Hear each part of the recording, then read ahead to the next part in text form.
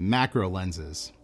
Typically, you would use these when you're taking photos or shooting videos of things like bugs or coins, but did you know that they are a fantastic option when you want to shoot portraits?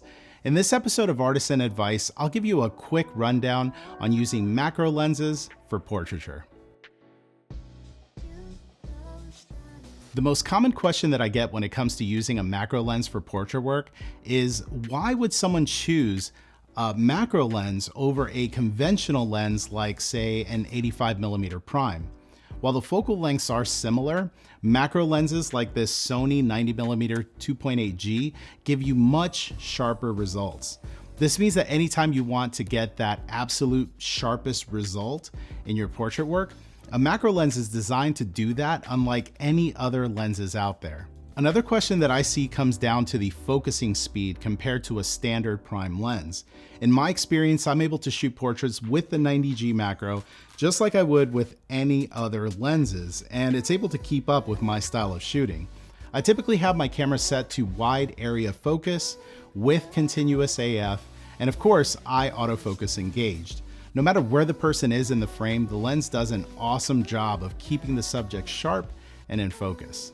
That 90mm focal length is also a great choice for shooting all sorts of portrait compositions, which I really appreciate when I take that lens to shoot outdoors. You get a lot of flexibility to shoot close-up details of a person's eyes or their skin, and you could always back up a little bit to shoot some full body shots with it as well.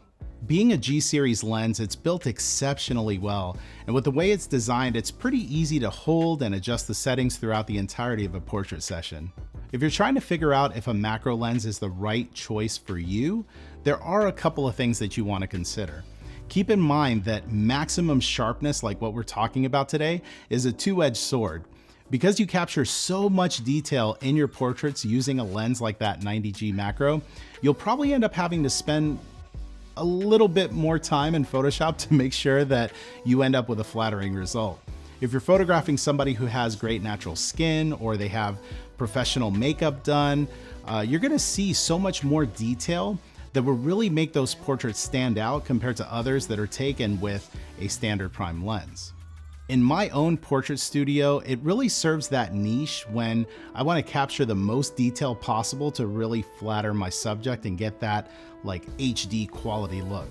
Let me know if you have any questions about shooting portraits with a macro lens in the comment section. And while you're there, consider subscribing to the Alpha Universe channel as we release new content here every single week.